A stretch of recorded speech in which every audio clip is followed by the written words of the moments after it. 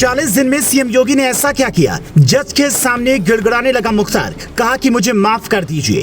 Court room से आई ऐसी कहानी सुनकर कहेंगे बदल गया उत्तर प्रदेश। मुख्तार की ऐसी हालत देख रोया परिवार। अतीक एंड मुख्तार के बाद यूपी एसटीएफ को मिलने वाला है नया टास्क। नेपाल तक पहुंची खबर, मच गया हड़कंप। 14 जुलाई को मुख्तार अंसारी ने जज के सामने गवाह को धमकाया था, लेकिन 25 अगस्त को जज साहब के सामने वो हाथ जोड़कर गिड़गिड़ाता दिखा। जज साहब गवाहों का बयान सुन रहे थे, मुख्तार से कुछ पूछ नहीं रहे थे। फिर भी मुख्तार यही कहे जा रहा था, साहब हमारी कोई गलती नहीं है, ये मामला फर्जी है, मैं तो उस वक्त जेल में था, मैं ये सब कैसे कर सकता हूँ, मुझे माफ कर दीजिए।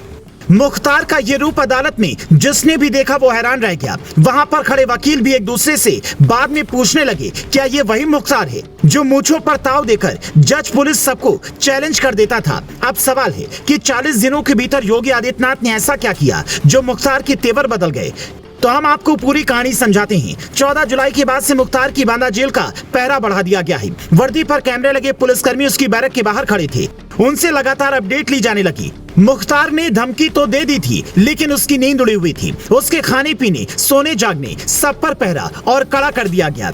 आखिर में उसे भूल का एहसास हुआ। वकीलों की फौज ने भी उसे समझाया कि कोर्ट में आपको माफिया के तौर पर नहीं बल्कि सामान्य व्यक्ति की तरह पेश होना है, ताकि आपकी सजा हम कम करवा सकें। इसी बीच 18 अगस्त को मुख्तार की बहू निखत अंसारी जमानत पर बाहर आई। सुप्रीम कोर्ट ने इस आधार पर जमानत दिया कि उसका बच्चा भी 1 महीने का है। उसी 18 अगस्त को मुख्तार के बेटे अब्बास की जमानत याचिका खारिज हो गई। योगी सरकार के वकील ने ऐसी दलील दी कि अब्बास का सपना टूट गया। बेटे के बाहर निकलने के इसी टूटे सपने के साथ मुख्तार का अकड़ भी टूट गया। वो जज साहब के सामने बिल्कुल बच्चे की तरह व्यवहार करने लगा। लोग कहते हैं कि जेल में उसका रूटीन दोपहर 12 से 2 बजे तक खाने का है, बाकी समय वो अकेला ही पड़ा अपनी फाइलें पलटता रहता है। और जिस केस में वो जज के सामने इस तरह से हाथ जोड़े हुए था, वो उसकी जिंदगी का बहुत बड़ा केस है। आरोप है कि बाराबंकी की आरटीओ ऑफिस में फर्जी दस्तावेज के आधार पर 21 मार्च 2023 को एक एम्बुलेंस रजिस्टर्ड करवाई गई थी।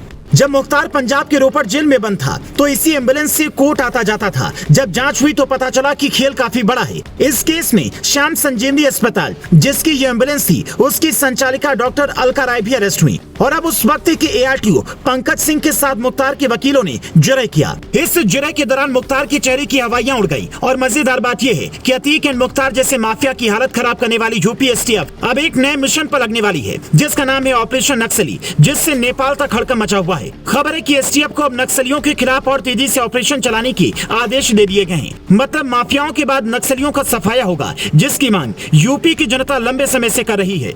Bureau report, global Bharat TV.